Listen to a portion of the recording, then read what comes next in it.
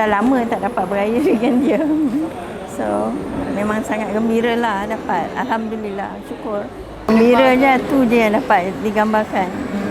Sangat gembira dan sangat bersyukur. Makanan kegemaran dia. Makanan kegemaran dia apa pun? Dia kata rendang daging kan? Seronok lah. Macam tak boleh nak cakap terlampau happy, terlampau seronok. Sebab kalau boleh sebenarnya PRP ni kena banyak lagi macam ni. Sebab kalau saya tengok daripada segi kos, kerajaan banyak untung daripada kat sini.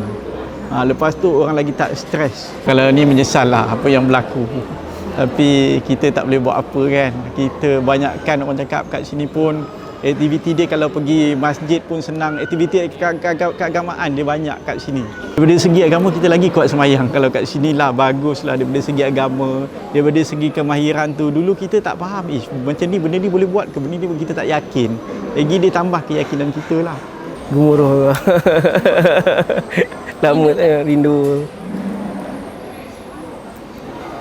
Apa yang nak cakap nanti dengan anak, dengan isteri, dengan parents? Hari raya ni minta maaf lah pertama kali. Mungkin cakap dia orang tak buat lagi lah benda-benda perkara yang lepas-lepas tu.